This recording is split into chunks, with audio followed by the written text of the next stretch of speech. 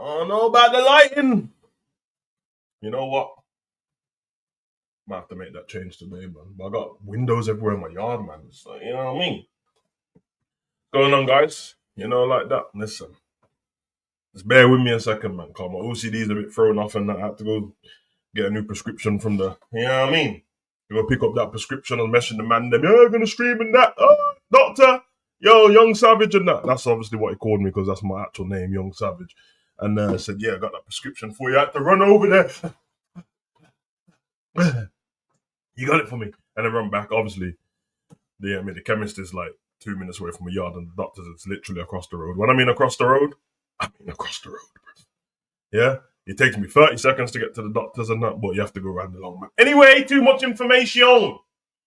I have to wait for the tablets to kick in, so I'm a bit all over the place right now. But WWE Money in the Bank 2025, the preview, we're going to talk about it. Yeah, man. Yeah, I mean, big up for the reaction to the Triple H video still. Not the views, but the comments, man, and the engagement. Very good engagement. Very good conversation built there. Got more videos coming soon. I have to be honest, man. I'm trying to get rid of the perfection thing in that card. So, you know what I mean? It's stopping the videos, bro. I made a Roman Reigns video, deleted it. I made a Mariah May video, went to put it out. She turned up the next morning, bro.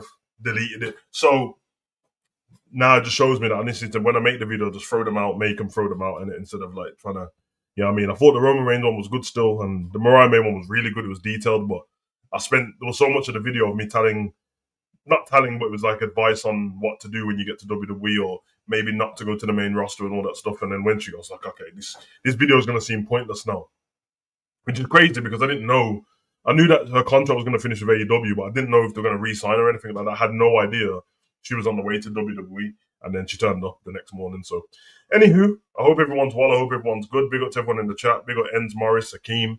Big up Alexander. Big up Lane. Yeah, man. But we're here.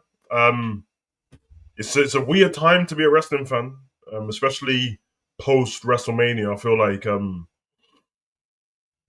like the previous WrestleMania gave everyone optimism of what's going to happen going forward, and then we had a year of lackluster product. Even though I will be honest, some of the PLEs were really good, but overall we had a year of lackluster products. So then going into the next WrestleMania, and the build-up was rubbish, and now we're going into everything post WrestleMania 2025, and everything's been poor since then. And it feels like this year's WrestleMania was a symbol of what's to come, definitely. And it's not disappointed. It's not disappointed. It's not disappointing. It's not disappointed in being disappointing. That's what I'll say. We got Morris. Yeah, it's all over the place, man. We've had mad pay-per-views. I don't even know, like, if I'm. When was Saturday Night Main Event? A week ago, 2 weeks ago, and 2 weeks before that we had Backlash, and 2 weeks before that we had Mania or something like that. And then we've got this weekend, we've got this and Triple. Oh my God, we've got. Was it Triple A? I'm not watching Triple A, by the way. Like, you ain't pay me to. Actually, you could pay me to watch it, but yeah, I'm not watching it. I'll catch that on the highlights in it, or depending on what's on at the time. There's no football, so maybe I will tune into it, but I will be not streaming that. Like, I'm not interested at all. But yeah. Yeah. Yeah, Morris, that's literally what the video was about, Roman. My video for Roman was you'll see it because I'm gonna redo it now and do it again. I'm so like pedantic, I just deleted it in it, but it's literally called just Retirement Roman Reigns 2026.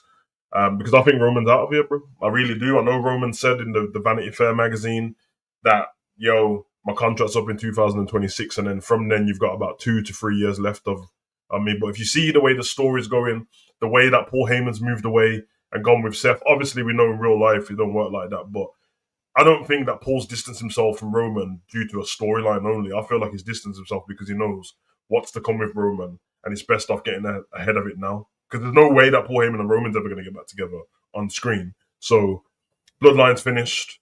It's done. It's dusted. You know what I mean? So, but yeah, it's a bit of one of them ones, man. Disappointing, but it is what it is. Big up to Alexander for the super chat, bro. Respect it, brother. He said, I think Roxanne and LA Knight will win Money in the Bank. Yeah, we'll get to that still. We'll definitely get to that. There's not many matches to talk about on this card anyway. In fact, while I'm here, let me grab because what I was gonna do is you lot can give me some advice for the future because obviously you lot are on this channel with me as well. So we normally do over the years we've done previews, prediction shows on Thursdays, and it always about 6 o'clock. We've kind of stuck to that. Obviously, Raw and SmackDown's very poor. Um, we've always had a round the show on Thursday. But what I was thinking is like I've only put this together now because I changed the time. I had it privated already, and I was gonna put it out on Saturday only because I feel like Saturday is when the pay per view is now. The PLE is now, well, technically Sunday if it's after 12 o'clock. But also we have SmackDown on that day. So if anything changes or anything happens on SmackDown, then what can change the preview. That's the reason. But at the moment, we're fine doing what we're doing because SmackDown's been so poor that the chances are nothing's going to change at this Money in the Bank. The most they'll do is add maybe a tag team match in it or something like that. But let me just make sure I get all the details up so I'm not hard. Even though they've got it on the WWE network at the moment, but let's see. We got to use that in the chat though. Thanks for the patience and that. We're just chilling at the moment, man. We're going to be here for about an hour. 1, 2, 3, 4. Yeah, it's what I thought. So 4 matches at the moment.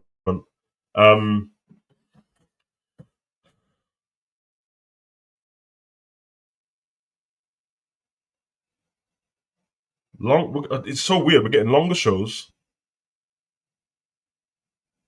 Well, SmackDown. We're getting longer shows. No live events. Added other shows. Short. PLEs are the same amount of time, kind of, but like less matches. This is gonna be very similar to Elimination Chamber, I think, where you're gonna have the 2 big matches, which was 2 Elimination Chamber matches, and you got 2 Money in the Bank matches. You have the ones in between. Just that the ones in between are kind of stupid and don't make much sense. But it is what it is, man. WWE's kind of set on doing that. If I can grab some details together, I can make a video on TKO as well. But I need to grab all the information since they've been there. I don't want to just start sounding off. But let me know what you think about the Triple H video, and let me know if you want more of those. Probably a bit less production in them than the Triple H one. I was trying to find loads of clips and stuff, but it takes a lot of time. So I think people would rather the content than it trying to look perfect. I'm not going to have it look sloppy, obviously, but and maybe what about timing? You think like a certain amount of time, maybe like an 8-minute video, 10-minute video max. So I think people have a short attention span now. So me putting out long videos is kind of pointless. But anyway, there's not much to speak about in the world of wrestling. If you guys get any news on stuff, I don't do rumors and that, but if you can get any news with reputable sources and all that stuff, then do me a favor. Just always send me like whatever the news is in a link in the last. So whatever video I put, just put news and then put what it is in there with the link, and then I can do a video on it.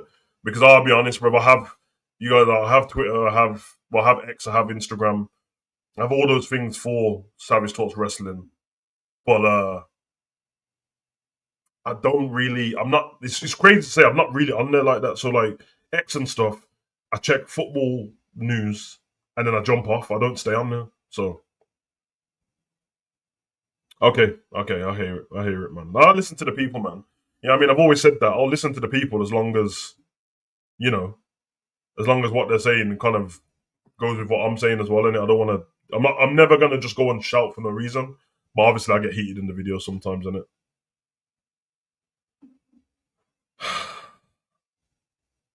Oh yeah, the Seth Rollins graphics. That's the Monday Night Messiah graphic, and it looks like it. So he was heel technically. He's the one after he took out Rey Mysterio's eye. You know the one when he remember that lockdown when he turned up on Raw and he just started dissing everyone and he blamed Ray for losing the Survivor Series match. That was kind of funny still, I can't lie. Ain't that funny that apart from the crowd, a lot of the wrestling what's going on now isn't even better than what was in lockdown. You have to take away the feeling of it though, because obviously that's where lockdown failed. But all right, tell you what we're going to do this. We're going to start with Becky and Lyra. We're gonna go to the tag team match.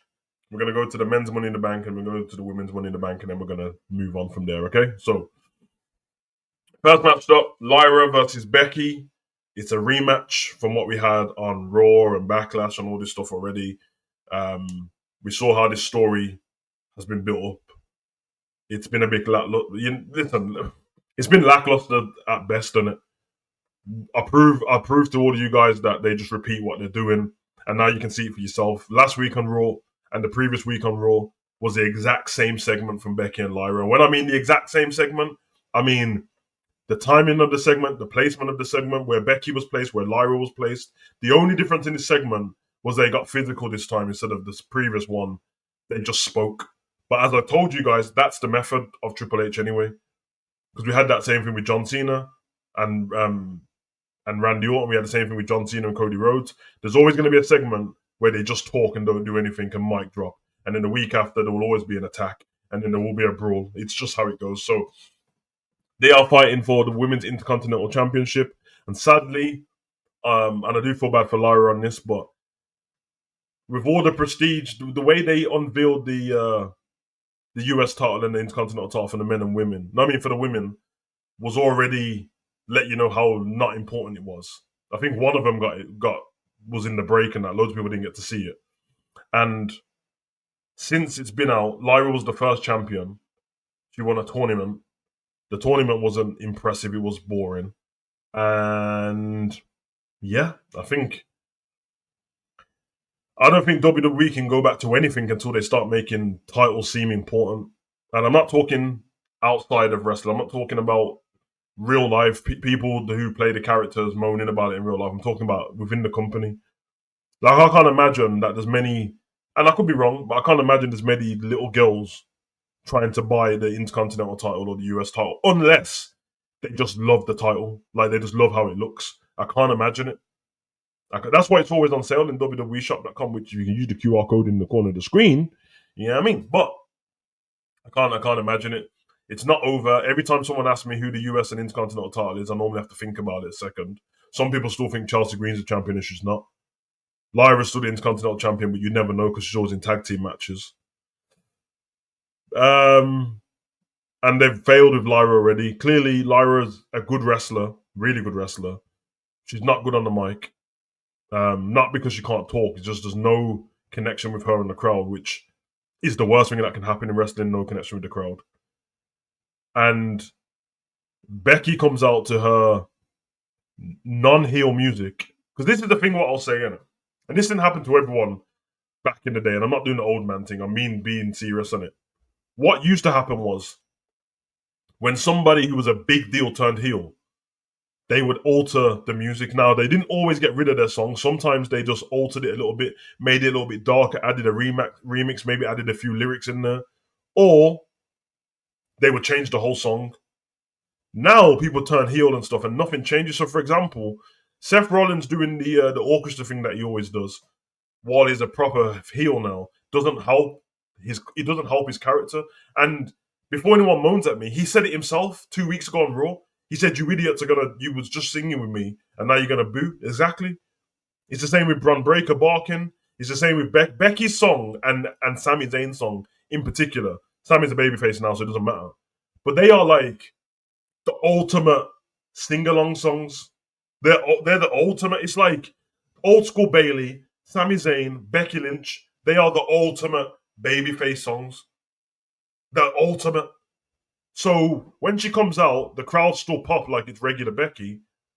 Lyra is kind of poor anyway. She wasn't over anyway. The fans didn't care about it anyway. And now when Lyra's trying to cut when she's trying to cut a promo, they're saying what? Which I get it. No reaction is worse than a bad reaction. But everybody knows in WWE when somebody says what, it means they don't want to hear from you, bro. It means you're boring. It's not. They're not. If it's not Stone Cold, and if Stone Cold was saying it, that was different. This is what. This is up there with you can't wrestle and shut the fuck up. Like they don't want to hear from you, bro. And that's what's happening to Lyra. So her trying to cut a promo and silence out people saying what, and she doesn't have the gumption to go back at the crowd, and also she can't go back at the crowd because she's supposed to be the baby face in that segment. All right, then. So we're gonna go into this match. We had Becky and Lyra in the past, where Lyra won on NXT and won the title off Becky. We had Becky and Lyra tag team together, and we had Becky and Lyra at Backlash. And Lyra's beat Becky every single time. Now, this might sound crazy, but I actually think Becky's going to win this match. I actually think Becky's going to win this match because, as much as I'm not the biggest fan of Becky, and I don't mean this in a disrespectful way, I think she's a good wrestler. As much as I'm not the biggest fan of her, she's clearly a bigger star than Lyra. And I think they'll start to think like, listen, the fans ain't really getting over with her. It's probably best we do it this way. Probably best that Becky takes that title, and if you are going to build anything from it, you get me. So who knows, man? Who knows? But I'm going to go for Becky to win that match. That's a good shout. Still, that's what he did to who was it? Mustafa Ali, in it when he came in the Money in the Bank and took that spot. So. It'd be kind of crazy though. It'd be kind of crazy because it can't really I can't really, yeah, I don't know. Reaching with that good wrestler comments I've but I digress. No, I'm sorry, bro. I'm gonna disagree with you no matter what you say, bro. Like she's whether I don't like her or not, she's a good wrestler, bro. Like she's a good wrestler. She knows what the business. Some of her weak moves are not weak, but I don't think I don't know, to be at the heights that she's got to in that. Bear in mind, she wasn't the golden child or the pushed person in that. She's definitely a good wrestler. Do I enjoy her wrestling though? No, I don't enjoy it. I don't. But I'm not going to be disingenuous and say she's not a good wrestler. But yeah, man, that's just how it works with her. Moving on from there, we're going to go into the WWE Tag Team match, which is a strange match, bro. I'm not looking forward to this at all.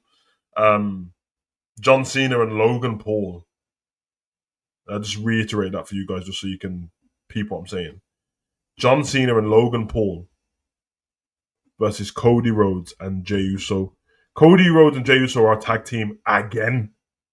Who would have thought, man? A year later, they'll be a tag team again. And not only are they a tag team again, two people in this match are the champions of their respected brand. They are the champions of the WWE. One of them is the WWE champion, and one of them is the WWE World Champion.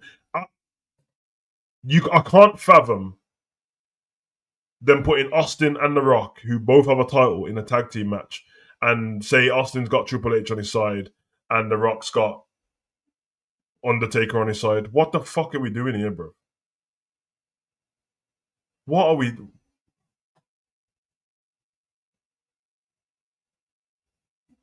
Nah, man. If you ever wanted any idea of how bad the product is and how bad the booking is, why have we had this thing all of a sudden that, like, if there's an elimination chamber or there's a Money in the Bank or something like that, the champion can't defend their title? Because what you're doing is you're making it obvious then, like, for example, the Money in the Bank, the Elimination Chamber, if a champion can't defend his title on that day, you're making it obvious that whoever wins the Elimination Chamber is definitely fighting that champion at WrestleMania. Whereas if you put a match on, who knows what happens? Wouldn't it be nice that if somebody going into Elimination Chamber as a champion could fight after the Elimination Chamber and the person who wins is like, oh, I'll beat blah, blah, blah, I'm going to fight Cody at WrestleMania, and then all of a sudden Cody loses on the same night? Wouldn't it be something refreshing where it's like unexpected? I mean, they tried to do it with, technically not the same, but with Rhea and Io, where she lost the title on Raw. But that was stupid. I just don't get it. I just don't get it. And Alexander, I spoke about this already. I spoke about that exact thing already. I spoke about it on the last stream. I said exactly I would come out. In fact, it wasn't on the last stream. It was on my Triple H video I just brought out. If I'm a champion and they're fighting last, I'm cashing in on both champions, bro. I'm coming down to the ring. I'm bringing, especially if it's Seth or somebody like that. Because I'm coming down to the ring. I'm setting Bron Breakker to fight this guy. I'm setting Bronson Reed to fight that guy. And then I'm telling the ref, make this a triple threat match, both championships on the line. And then I'm pinning one of them, bro. And I'm leaving with both titles. If you want to, you know what I mean? That's how you do nice, unpredictable, fun wrestling. Why are we so hooked up on this thing? Like, Roman had the title for 4 years. It made sense that Roman had the title for that long. He beat everybody up. The story around it was great. Just because Roman had it for 4 years doesn't mean that now Cody has to have it for a year now, and then the next person who has the championship, John Cena's got to have it for a year now. Brother, like, come on, man, it doesn't work like that. I watched Kane win a title at pay-per-view and lose the title on Raw the day after, bro. The day after. Did it affect Kane's legacy? No, it's Kane. Just make compelling wrestling.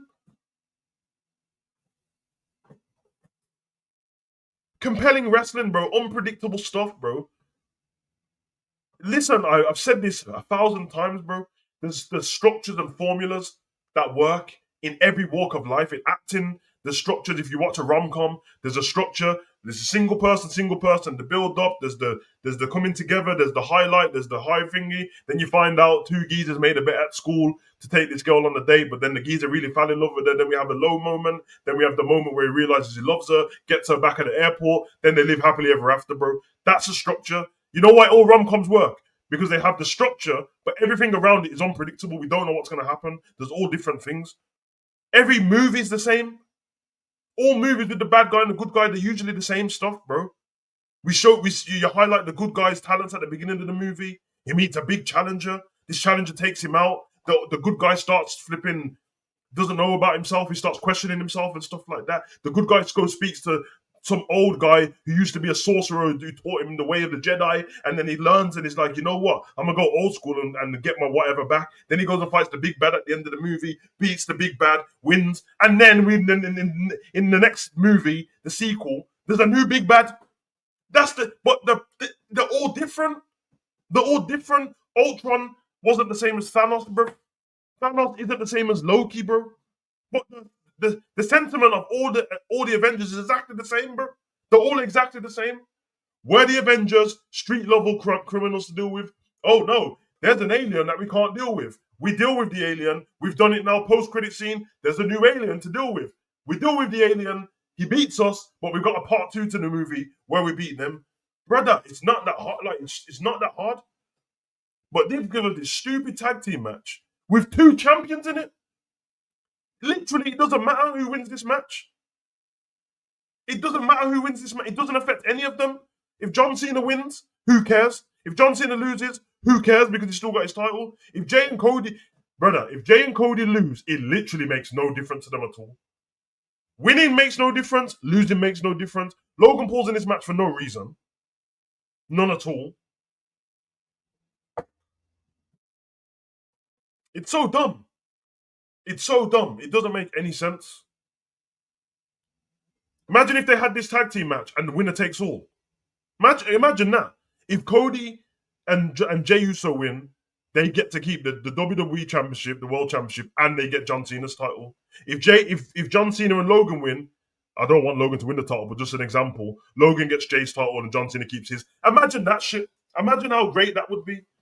Why would Cody return after a month out, getting slapped for the title in the most basic match, and the first thing he asks for is, you've got your guy, I've got my guy, I'll see you at Money in the Bank. How about see me at the Money in the Bank for a rematch for my title, bruv? I'll take you and Travis Scott in a handicap match. Come on, man. Creativity, you fucking bums, bruv. Nah, man. Fucking scrubs, anyway. I'm being 100% honest. I couldn't tell you who's going to win this match. For the first time in preview history, I couldn't tell you who's going to win this match. I couldn't, because it doesn't mean anything. I don't even know.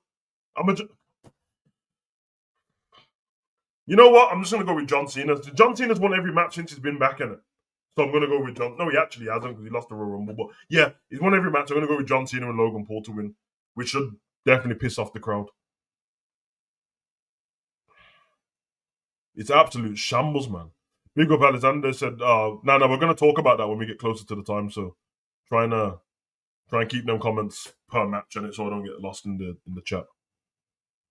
Cody's in the match for no reason too. They're all in the match for no reason. They're all in the match for no reason. I'm being deadly serious. I don't want to see it again, but you'd best stop putting Jay. Just put Jay versus Logan on the card and leave John Cena off. And also, John Cena's got limited amounts of dates, and they're using some of these dates for a tag team match. And you know what's going to happen? We'll get another tag team match after this. At some point, there'll be another tag team match with John Cena in there.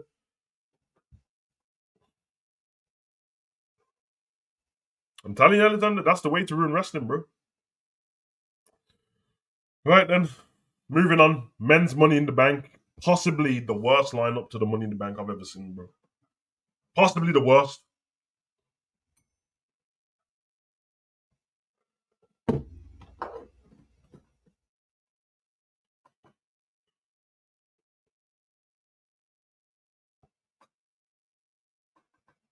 I just want to say this on it. No disrespect to the men in this Money in the Bank, innit? Because when I say this is the worst lineup, I don't mean that each of these individuals don't have qualities that make good wrestlers or great wrestlers. I'm talking about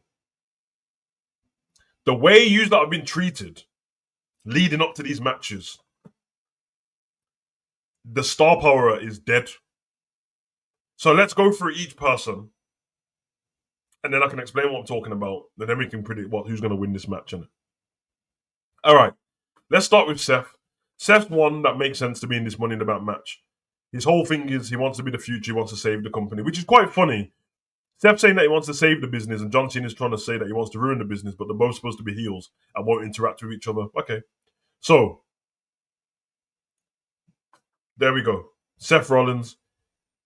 Logic tells me that of everyone in this match, apart from Solo, Seth Rollins should win this match only because he has an insurance policy of Bron Breakker and Bronson Reed. When I mean he has, and we've been here before with Seth. If you don't remember, when Seth won the Money in the Bank previously, Kane gave it to him.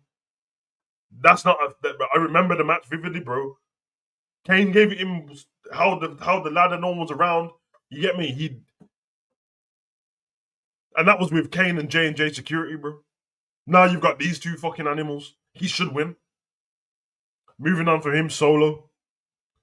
Solo is in the same boat as Seth, apart from the fact that Jacob Fatu and Solo have a bit of distension in the group at the moment. You can't really tell what's going on. But if you take away that, he does have Corn on the Cob and Jacob Fatu in his corner. So he's got two people like Seth. So it shouldn't be a problem, him winning. The disrespect of why I'm not happy about... I'm happy that Solo's in the Money in the Bank, but I'm not happy of how the Money in the Bank is, simply because this company, Triple H, the way they've treated Solo over the last year has been abhorrent. It's been diabolical. And I can't believe it. Like, I said it in the video previously, and I'll say it again. Solo at Money in the Bank pinned Cody Rhodes. Solo, Bad Blood, was it? I think it was Bad Blood. Or whatever. He pinned Roman Reigns. I don't know, whatever it was, he pinned Roman Reigns. So he pinned Cody, he pinned Roman, and he pinned John Cena within 12 months, bro. He didn't just pin John Cena, he killed him. That, for me, so if we did a quiz in 10 years, 20 years, and said which WWE superstar in 1 year beat Roman Reigns, Cody Rhodes, and John Cena, nobody would ever guess it. You'd all pick somebody like Seth or someone. Oh my God, he must have been someone amazing. This is crazy business. And now, they're trying to. You're not going to get me. You're trying to swindle us with Solo's comedy. It's great, but I'm not having you turn Solo into a clown. His brother Love is on the outside of the ring. He's a manager, bro. How is he a manager, bro? Do you not know what? Do you not know what Solo was before? He was in NXT. Solo was the street champion. The title was, he was a guy whose family left him behind. He doesn't speak very often, and he had to build his way on his own to get to the WWE. And now he just destroys people. Then he came in at Clash at the Castle as Roman Reigns' enforcer. Bad man, didn't talk, crosses his arms, stands behind. Solo takes care of business. Now he's just there, bruv. Just bossing joke, which is fine. But at least let him boss joke, and when he gets into the ring, he's a complete savage, bro. Fucking hell, man. Then we move on to Andrade. This is the worst one of all of them. This is the worst one of all of them. He returns from AEW, and I can't tell you one thing he's done.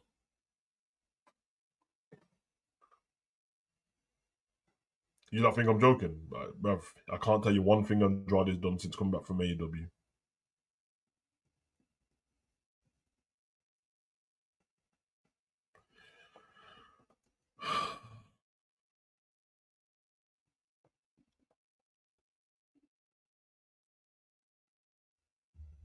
What the fuck is...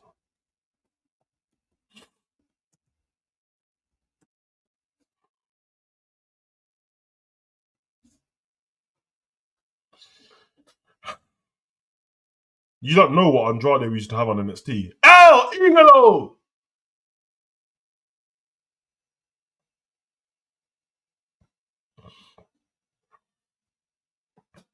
Yeah, the 7 series what amounted in nothing, didn't even amount in a title shot at the end of it.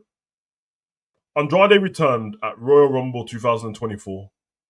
We are in 2025. Royal Rumble 2024 is in January, which means he's been back for approximately a year and a half.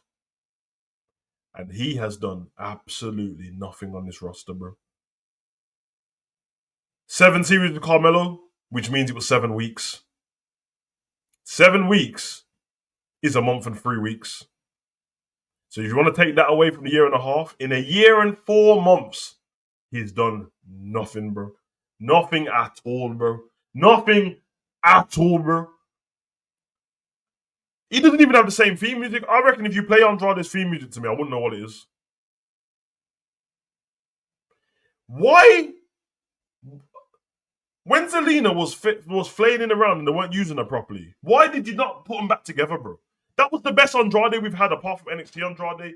Andrade and Zelina together was so cold, bro. She was the mouthpiece of the group. She was great. She was still having matches. Remember, she used to have little pink Air Forces on, no, the pink Jordan 1s. She was doing some of her best work. They could have had both of them have a title. He could have had the US title. She could have had her US title. Yeah, what's the mask about? The mask made sense on thingy before. It's like that. It's that thing what they use in James Bond, in it. The Day of the Dead, the Mexican mask. It makes sense, bro. But they don't talk about it. He's got no character to him at all, bro. He just had no character. All I know is that they probably don't know the difference between Andrade and Santos Escobar, bro. They just know that both of them have the same culture, bro, and that's all they care about. It's a disgrace, bro. If man's not going against the LWOs or the Legado del Fantasma, they don't care. Then we got Penta. Penta's a little bit different, only because Penta is special to people. WWE didn't get Penta over. Penta's been over his whole career. People love Penta. But they made it seem when he was coming in WWE that he's going to be unstoppable for a little bit. This man's already lost matches. His brother's getting teared on SmackDown. And I don't ever see a Lucha winning the Money in the Bank, bro. Although he's great, though. He's great. Penta is great. But I've not booked him very well. And you got LA Knight. LA Knight is the one where it's like, all I can think of is he's the guy who should win this match. But is it too late? Do the crowd care? Like, people pop when he comes out and stuff, but once he's in the ring, does anyone care? Is it too late? Did you miss your chance when he was winning the Slim Jim tournament and turning up in a car and stuff like that? When he was fighting AJ outside his house?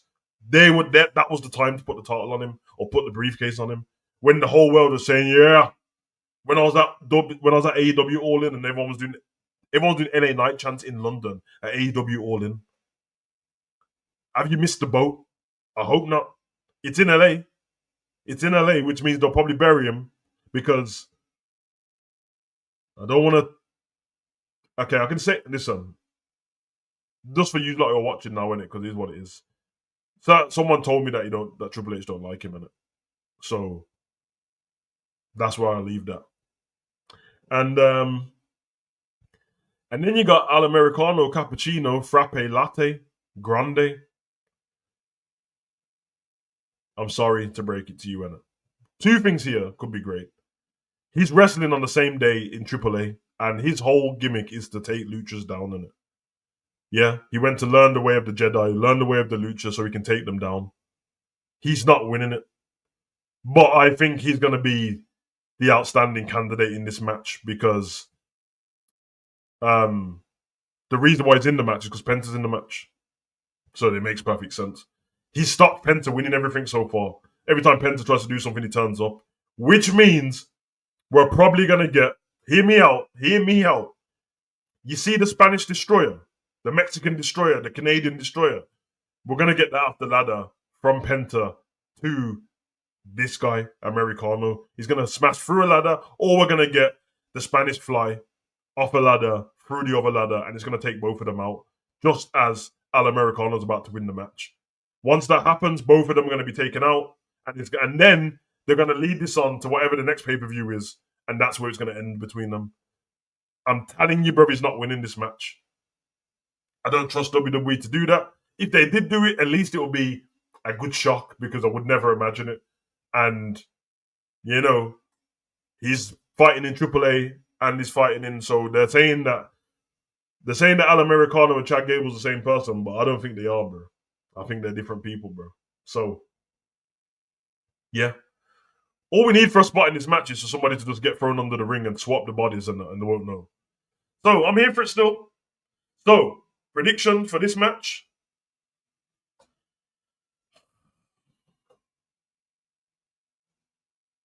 Everything tells me that Seth should win, but it seems too obvious. And I think, like, because Sami Zayn and those kind of people are not in this match, I think CM Punk's going to stop Seth winning this match. I think Penta's going to stop Al Americano winning this match. I think Andrade doesn't have a chance of winning this match. And I feel like Jacob Fatu is going to come out and try and help Solo and mess it up. I'm going with LA Knight for the win. I hope he wins, bro. Just for his own sake. He's not getting younger. Solo's still young. He ain't getting any younger, LA Knight, bro. So I'll go for LA Knight for the win. Yeah. This is so not exciting, is it?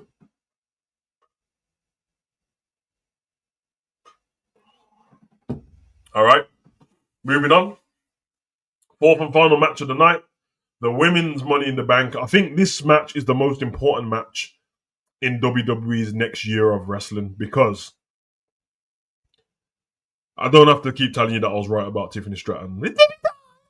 But I was right, wasn't I? Because, guys, just admit it to me now. Like, I told you she's great, but she's not ready, and she cashed in too early, and no one cares that she's champion.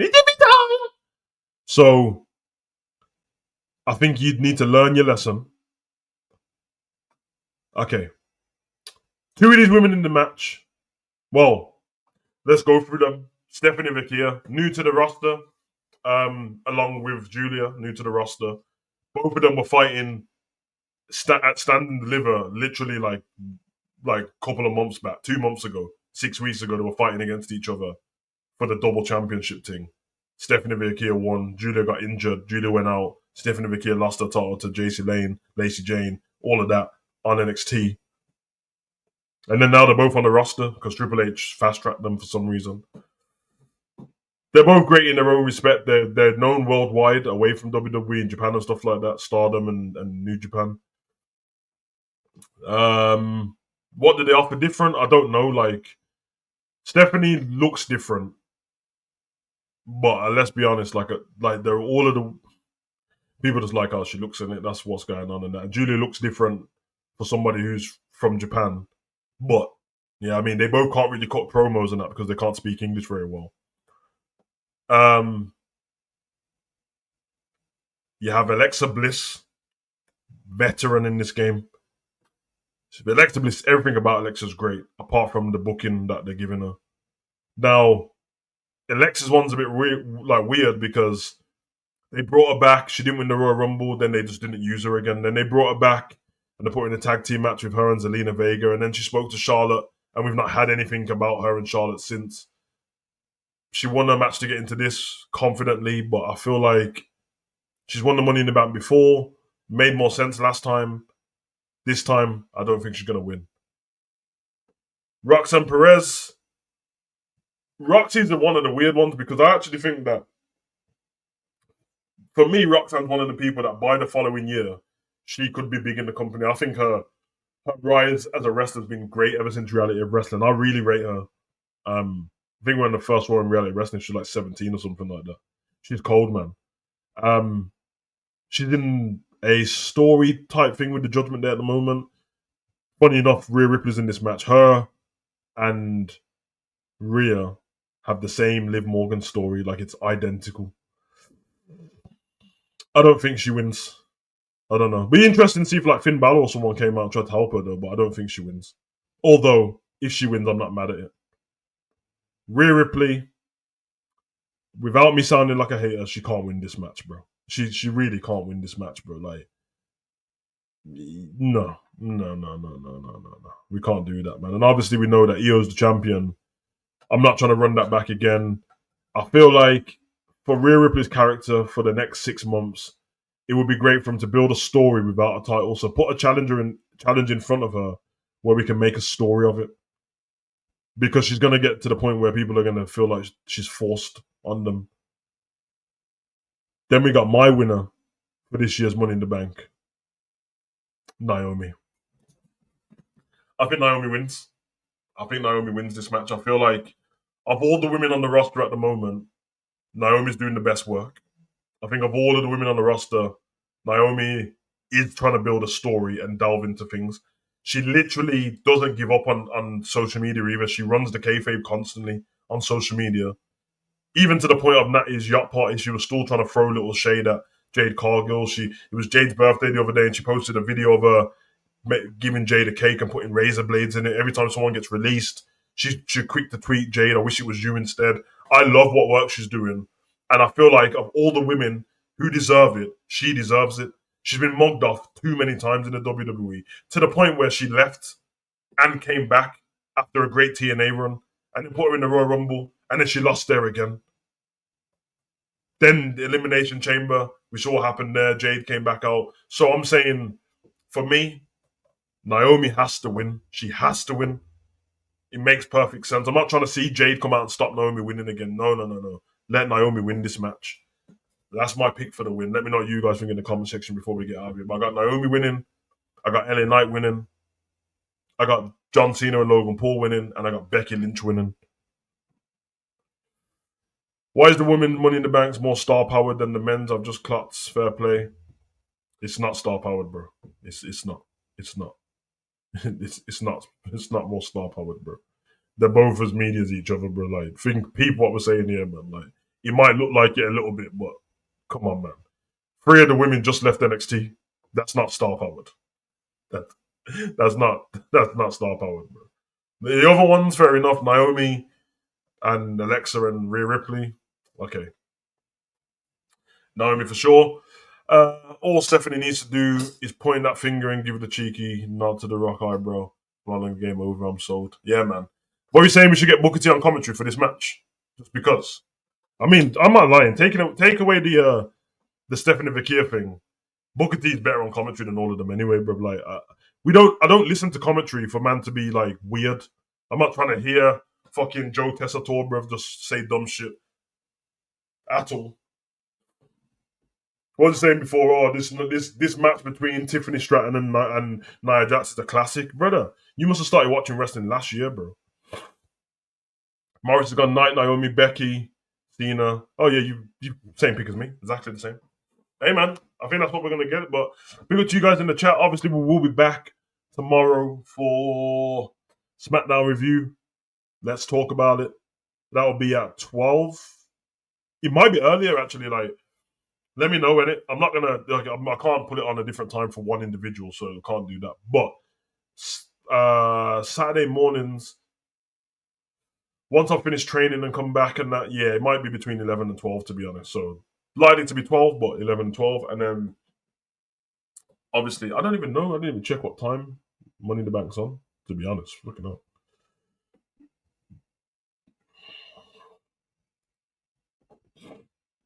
I feel like every pay per view should be at thingy 11 p.m. I swear it should be, bro.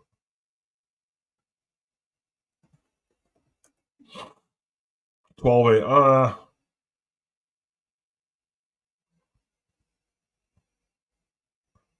It's set to start at 12 a.m. British Standard Time. I wish they all started at 11, man. I feel like 11's the perfect time. I know this, the American audience, but the American audience, you're only starting it an hour earlier, innit? So instead of it starting at like 8, they're starting at 7, which is still perfect for them. Perfect for us here as well, man. You know what I mean? It's the biggest audiences. But hey, I digress, man. Big up to everyone in the chat. We will be back for that next review tomorrow. Then we got 10 to 12 on the same night. We'll have the watch along. And then Sunday, we'll have the aftermath. And then Sunday evening, I'll be doing Portugal versus Spain Nations League stream. So, man, we got streams, man. If anyone's logging into all my streams, you should be seeing me 4 more times for the rest of the weekend, and it. So, and then whatever like videos I do separate to that. But big up to everyone in the chat. Love for the love. Anyone who comes in later on, share the video. And yeah, man, let's get the hell out of here, man. Go and enjoy the rest of your day. Like that. Peace.